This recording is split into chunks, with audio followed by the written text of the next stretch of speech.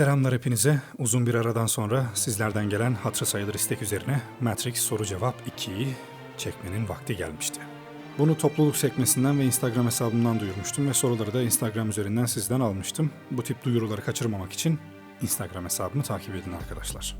Hazırladığım 17 tane Matrix videosundan sonra hala nasıl bir soru cevap videosu olabilir diye düşünebilirsiniz. Bunu ben de düşündüm ama inanın oluyormuş. Sanırım artık buna ikna oldum. Soracak soruların bir sınırı yok. Konu Matrix evreni olduğunda %100 çözümleme gibi bir şansımız hiçbir zaman olmayacak. Tahmin ettiğimden çok fazla soru geldi. Bunların içinden tabii ki birçoğunu eledim çünkü daha önce cevabını bir şekilde verdiğim sorulardı. Baştan bir oturup izlemenizi tavsiye ederim Matrix video serimi. Mutlaka gözümden kaçan, listeye almayı unuttuğum güzel sorular da olmuştur. Bunun için de kusura bakmayın. Zaten tamamını cevaplamam imkansız.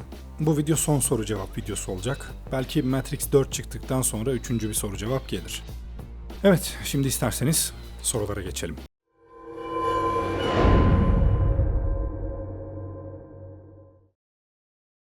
Matrix içinde bir bebek doğduğunda ne oluyor? Yani dışarıda, tarlalarda bir bebek ortaya çıkıp orada mı büyüyor? Bu soru çok fazla sorulan sorular arasındaydı. Aralarından bir tanesini seçtim sadece o yüzden. Hepiniz için ortak bir cevap olacak sonuçta. Bu sorunun cevabını ilk filmde Morpheus veriyor aslında. Matrix sistemini Neo'ya anlatırken konu tarlalara geldiğinde Morpheus şöyle demişti. Öyle ki orada artık insanlar doğmuyor, sadece üretiliyor. Tarlalardaki insanlara makineler fields diyor, yani fideler. Orada insanları tıpkı bir bitki fidesi gibi yetiştiriyorlar. Çocuklar için farklı, yetişkinler için farklı podlar var. Bu podlar anne rahmini simüle eden yapay bir rahim görevi görüyor. Yani şöyle düşünün, yapay bir şekilde dölleniyorsunuz, suni bir rahim içinde büyüyorsunuz ama tek fark doğamıyorsunuz. O rahimden hiç çıkmıyorsunuz. Makineler bu podları sadece insanların yaşamsal faaliyetlerini sürdürmelerine yetecek kadar tasarlamış. Kaslarınız fazla gelişmiyor ama vücudunuzun minimum besin ve su ihtiyacı makineler tarafından karşılanıyor. Ölen insanları sıvılaştırıp yaşayanlara vücutlarındaki deliklerden enjekte ediyorlar. Şu sahnede zaten bir bebeği nasıl büyüttüklerini de gösteriyorlar. Yani işin Matrix tarafında bir bebeğin dünyaya gelmesi için bizim bildiğimiz normal süreç işlerken tarlalarda böyle korkunç bir sistem işliyor. Matrix'teki insanlar ölünce tarlalardaki bedenlerine ne oluyor? Evet, bunu deminki cevapta açıklamış oldum zaten. Biri Matrix'te ölünce tarlalardaki bedeni ya diğerlerine besin sağlamak için sıvılaştırılıyor ya da atık ünitesine atılıyor. Matrix 2'de Nebukadnezar patladığında Morpheus dün gece bir rüya gördüm ama şimdi o rüyayı unuttum diyor. Burada ne demek istiyor? Bunun cevabını da Matrix serisindeki ince detaylar videomda vermiştim ama hadi yine anlatayım. Oğlum dikkatli izleyin lan şu videoları. Nebukadnezar biliyorsunuz bir Babil kralının adı. Kralın babası Nebukadnezar adında başka bir adamın hikayesinden etkilendiği için oğluna bu ismi veriyor. Hikaye de şu. Nebukadnezar adındaki bu adam gördüğü rüyaları uyandığında unutuyormuş. Demiş ki kendi kendine, bu rüyalar aklımdan çıkıp nereye gidiyor? Hayatını dünyayı gezerek görüp de unuttuğu bu güzel rüyaları aramaya adayan bu adamın hikayesi Babil kralının babasını bile etkilemiş. O yüzden Morpheus'un dün gece bir düş gördüm ama şimdi o düşü unuttum demesi hem bu hikayeye güzel bir gönderme hem de o an içinde bulunduğu durumu metaforik olarak anlatan güzel bir cümle oluyor. Seçilmiş kişi kavramı nedir ve kahindeki fiziksel değişim neden oldu? Seçilmiş kişi kulağa çok böyle havalı gelse de aslında Matrix evreninde çok da fazla önemi olmayan bir kavram. Bunu Neo'nun kendisi de fark edip şöyle demişti. Seçilmiş hiçbir şeyi değiştiremeyecekti. Her şeyi başka bir sistem kontrol ediyordu. Seçilmiş kişi kahinin uydurduğu bir hikaye. İnsanların bir şeye bel bağlaması, inanması için uydurulmuş bir hikaye. Kahin, insan doğasını anlamada mimardan çok daha ileride olduğu için insanların böyle bir şeye ihtiyacı olduğunu biliyor. Bu yüzden de mimarın mükemmelliyetçi Matrix sistemindeki kaçınılmaz o %1'lik hata payının adına seçilmiş kişi diyor. Aslında Matrix içerisindeki herkes potansiyel bir seçilmiş kişi. Çünkü kahinin sisteme eklenmesinden sonra Matrix inanç ve seçimle değişebilecek şekilde tasarlandı. Gerçi bu da aslında faydasız bir şey çünkü bu da bir aldatmaca. Merovingian ne demişti? Seçim, güçlülerle güçsüzler arasında yaratılmış bir illüzyondur. Yani sözün özü, sen neyi seçersen seç, her zaman sistem kazanıyor. Çünkü Matrix öyle bir sistem ki, bu sistemde insanların bir şeyi değiştirme, yok etme, düzeltme veya bu sistemden çıkma gibi bir şansları yok. Tüm seri bize bunu anlatıyor aslında. Mutlu son yok. İnsanlar hiçbir şeyi değiştiremedi. İnsanlık kurtulmadı. Neo'yu kurtarıcıları sandılar ama değildi. O sadece bir piyondu. Neo bunu anladı ama artık o kadar iş işten geçmişti ki kendini yine Matrix'i yenilemek için feda etti. Kaindeki fiziksel değişim neden oldu sorusunun da çok teknik bir cevabı var. Film çekimleri sırasında ilk kahini canlandıran Gloria Foster'ın hayatını kaybetmesi. O yüzden 3. filmde başka bir kahin var. Matrix sisteminde kahin gibi bir programın görüntüsünün değişmesi hiçbir sorun teşkil etmediği için de herhangi bir sorun olmadı. Matrix'in 6. defa başlatılmasıyla dünyanın 6 günde yaratılmasına gönderme yapılmış olabilir mi? Evet, bunun gibi pek çok dini gönderme seride mevcut. Teslis inancının yani baba, oğul ve kutsal ruh metaforlarının açıkça gösterildiği Neo, Morpheus ve Trinity üçlemesi olsun, Neo'nun İsa'ya göze parmak denecek noktada benzetilmesi olsun. Birçok böyle gönderme var. Seriyi baştan sona dini bir açıdan da okuyabiliriz aslında. Ben daha çok felsefi tarafıyla ilgilendiğim için bu konulara pek girmedim videolarımda ama böyle bir yanının olduğunu da inkar edemem. Neo'nun Machine City'deki bedeninde beliren haç işareti, çarmıha gerilmiş şekildeki hali ve spiritüel bir ortamda gökyüzüne yükselişi falan oldukça açık işaretler. Kaşıkları büken ve küpleri hareket ettiren çocuklar neyin nesi? Ve Neo, Seraph'ı neden sarı görüyor? Kainin dahil olduğu sistemde dediğim gibi Matrix'teki insanlarda bir potansiyel doğuyor. İnanç ve seçimle Matrix'i değiştirebilme potansiyeli.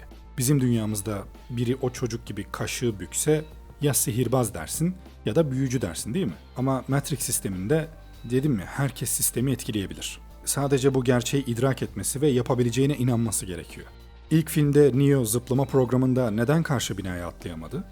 Üstelik de onun bir simülasyon olduğunu bildiği halde. Çünkü yapabileceğine gerçekten inanmadı. Zihnini özgür bırakamadı. Kafası hala önceki yaşamına takılmış haldeydi. Şimdi şöyle düşünebilirsiniz. O kaşığı büken veya nesneleri hareket ettiren çocukları Matrix'teki diğer insanlar gördüğünde ne düşünüyor? Şimdi biz görsek ne düşüneceksek onu. Kesin ip var. Neo'nun Seraph'ı neden sarı gördüğü meselesine gelince bu konuyla ilgili yani Seraph'la ilgili ayrı bir video yapacağım ileride. O yüzden bu sorunun cevabı o videoya kalsın. Morpheus hapı Neo'ya verdikten sonra Matrix'e nasıl geçiş yapılmış oluyor ya da aslında zaten orada hapın verildiği sahne Matrix'in içi mi? Değilse oradaki bedenleri o anda ne oluyor? Şu anda dünya bu halde diyerek televizyondan Neo'ya gösterdiği bir sahne var. O anda dünyadaki bedenleri ne olmuş durumda ya da bir paralel evren gibi mi görmek lazım?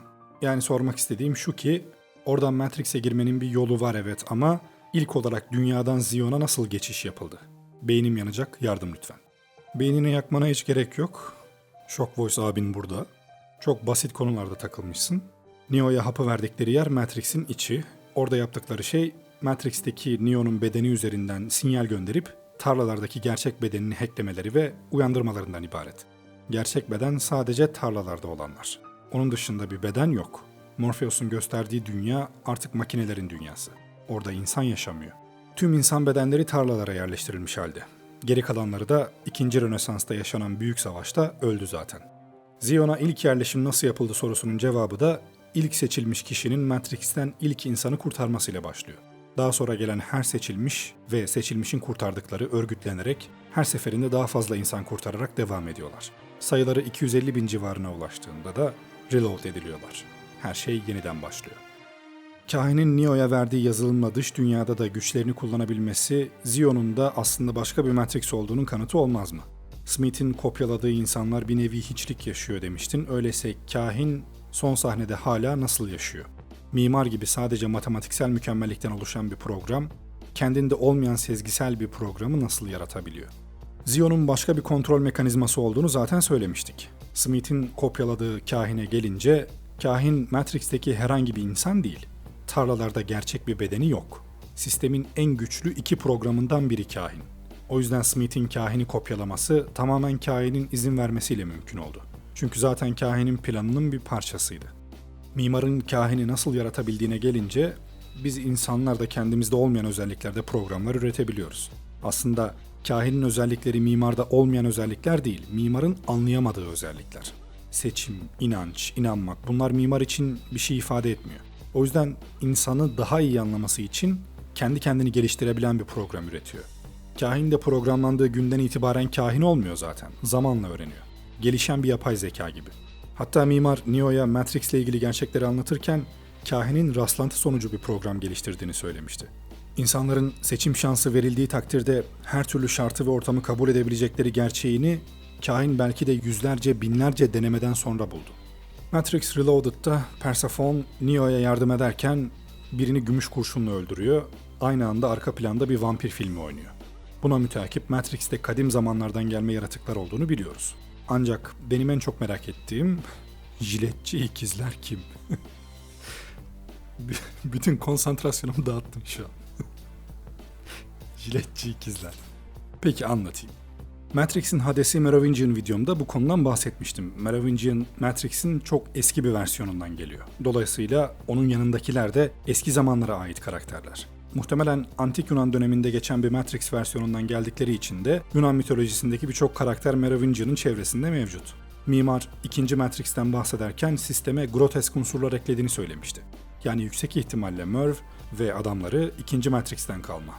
Hatta onun 2. Matrix'in seçilmiş kişisi olduğunu ve mimarın prosedürüne yeraltı dünyasının kontrolü pazarlığı karşısında uyduğunu da rahatlıkla düşünebiliriz. İkizlere gelince hakkında neredeyse hiçbir şey bilinmeyen karakterler. Merovingian'ın emrinde çalışan sürgün programlar olduklarını biliyoruz sadece. Ama tahminde bulunmam gerekirse 2. Matrix'in ajan programıydılar. Mitolojik bir Matrix'in ajanları tam da ikizlerin özelliklerine uygun olurdu çünkü. Sadece itaat eden robot gibi programlar değiller. Merv'ün en yakın 2 adamı konumundalar ve onun yanında hizmetkar gibi değil, daha çok ortak gibi duruyorlar. 2 ayrı program da olabilirler, birbirinin kopyası tek bir program da olabilirler. Çünkü konuşurken kendilerinden biz diye bahsediyorlardı. Hiç ben kelimesini kullanmadılar. Onları en son otoban sahnesindeki patlamada ruh formuna geçerken görmüştük. Muhtemelen ölmediler. Smith'in de ruh formuna giren ikizleri asimile edememiş olduğunu varsayarsak, belki 4. filmde ikizleri yeniden görebiliriz. Şahsen çok beğendiğim acayip havalı karakterlerdi. Özellikle beyaz takım, deri ayakkabılar ve silah olarak ustura kullanmak nereden baksan havalı. İnsanlar Matrix'ten uyandığında diğer insanlar için besin kaynağı oluşturmuyor muydu? Neo'nun uyanma sahnesinde direkt yer altına iniyor ve Nebukadnezar'a alınıyor. Yani uyananlar yer altına mı iniyor direkt, yoksa gemi yeryüzüne mi çıkıyor? Veya bilerek mi müdahale edilmiyor makineler tarafından? Şimdi durum şu. Biri uyandığında aslında makineler için ya çöptür ya da diğerleri için besindir. Makineler tarlaları ilk oluşturduklarında hem insanlar enerji kaynağı için çok gerekliydi, hem de sayılarının azalması makinelerin işine gelmezdi. O yüzden makineler ilk başlarda tarlalardaki insanların uyanmaması için ellerinden geleni yaptılar. Hatta Animatrix'in World Record bölümünde kendi kendine uyanmayı başarabilen birinin bile çıkmasına izin vermediklerini, tekrar uyuttuklarını görmüştük. Ama sisteme Zion'un eklenmesi ve Matrix'in daha tutarlı hale getirilmesinden sonra işler biraz değişti. Hem tarlaların yerini Machine City'den daha uzak bir yere taşıdı makineler, hem de uyananlara daha toleranslı davranmaya başladılar. Animatrix'te insanlara göz açtırmayan makineler, Matrix'in son versiyonunda o kadar agresif davranmıyordu. Eskiden tarlalarda çok sayıda sentinel dolaşırken, bizim izlediğimiz Matrix versiyonunda sadece tarlalardaki düzeni ve devamlılığı sağlayan tarafsız makineler vardı. Çünkü Zion sistemi yüzünden makineler nasılsa uyananların da kontrolünü elinde tutacaklarını biliyorlardı. O yüzden uyananlardan bazılarını besin olarak kullanmayıp onları atık ünitesine atıyorlardı.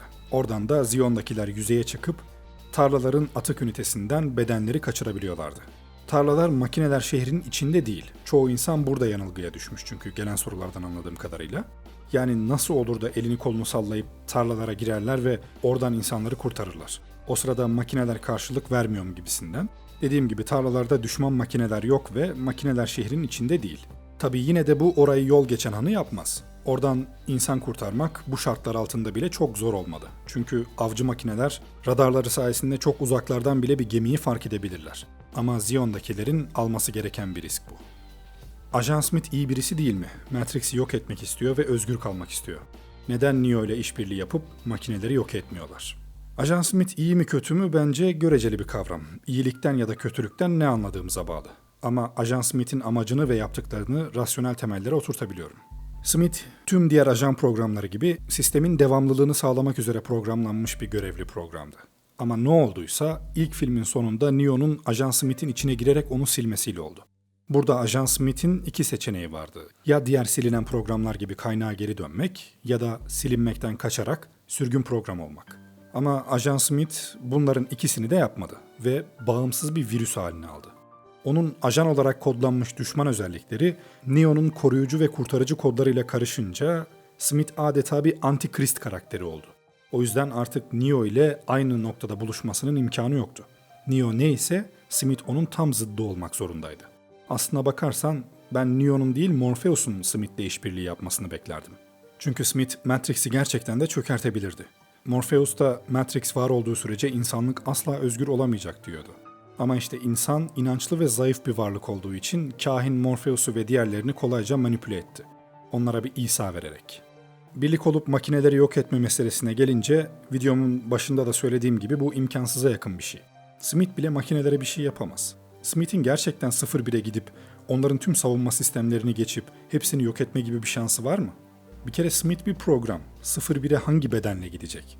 Peki Neo neden o zaman Deus Ex Machina'ya Smith tıpkı Matrix'e yayıldığı gibi yakında bu şehre de yayılacak dedi? Çünkü Neo anlamıştı ki orada gördüğü makineler şehri de gerçek makineler şehrinin bir simülasyonuydu. Her zaman dediğim gibi biz seride gerçek dünyayı hiçbir zaman görmedik. Çünkü düşünsenize, Zion'da bir simülasyon olduğuna göre gemiler nasıl Zion'dan çıkıp makineler şehrinin yakınlarındaki tarlalara girebiliyor? Simülasyonun bittiği ve gerçek dünyanın başladığı bir yer mi var? Yani kısaca biz gerçek dünyayı ilk defa 4. filmde göreceğiz. Bu arada 4. filmle ilgili de çok fazla soru gelmiş. Onları cevaplamayacağım çünkü hem 4. filmle ilgili bir ön video yaptım hem de yenilerini de zamanla yapacağım için 4. film olayına bu videoda hiç girmeyeceğim. Neo'nun 2. filmde konuştuğu mimarla 3. filmde konuştuğu yüz aynı program mı? Değilse aralarındaki fark ne? Aynı program değiller çünkü Machine City'deki program değil. Aslında filmde gösterilen Machine City teorime göre gerçeğinin bir kopyası olduğu için evet oradaki yüz de program ama filmin mantığına göre oradakiler sentinellerden oluşan bir yüz ifadesi sadece. Makinelerin bir nevi ortak bilinci. Hatta bir şeye dikkat ettiniz mi? Orada oluşturulan yüzün daha çok bir bebek yüzüne benzediğini fark ettiniz mi? Bunun sebebi de bence 01 şehrinin bilinç seviyesinin daha bebeklik aşamasında bir yapay zekayı temsil ettiğini gösteriyor. Darkstorm efektten sonra neden anlaşmayı kabul ediyor insanlar? Nasıl insanlar çaresiz kalabiliyor? Yani kabul etmeyip de ne yapacaklardı? Darkstorm efektten sonra savaşın kaybeden tarafı insanlık oldu. Önlerinde 2 seçenek var. Ya toplu katliam ya da Matrix simülasyonu karşılığında bedenlerini pil olarak kullandırmak. Seçim basit. Morpheus Matrix'e karşıydı ve insanları Matrix programından kurtarmaya çalışıyordu. Ancak bunun için yine Matrix programının bir parçası olan kahine fazla güveniyordu. Mimara ve Matrix'e düşmanken nasıl olur da mimarın yarattığı bir program olan kahine güvenerek iş yapar? Çünkü bu bilgiyi biz izleyenler biliyoruz. Morpheus başta kahinin bir program olduğunu bilmiyor. Neo bile kahinin bir program olduğunu 2. filmde fark ediyor. Peki onun bir program olduğunu fark ettikten sonra bile yine neden ona inanıyorlar dersen? Çünkü kahinin mimarın sistemini onaylamadığına ve insanların faydasına çalıştığına ikna oluyorlar. Ayrıca kahin kötü bir karakter de değil. Evet insanları sahte kehanetlerle kandırıyor ama nihayetinde onların yararına olacak bir planın gereğini yerine getiriyor. Kahinin planı olmasaydı mimar çok daha agresif bir yöntemle Zion'u ve Matrix'i yok edip yenilerini inşa edebilirdi. Evet, daha çok fazla soru var arkadaşlar ama şimdilik bu kadar yeter. Hepsini cevaplayacak olursam video 1 saati geçer. Bu videoda cevabını alamayanlar bana yeniden Instagram'dan yazsınlar. Onlara özel mesajdan cevaplayacağım. Bir sonraki bölümde görüşmek üzere. Kendinize iyi bakın, hoşça kalın.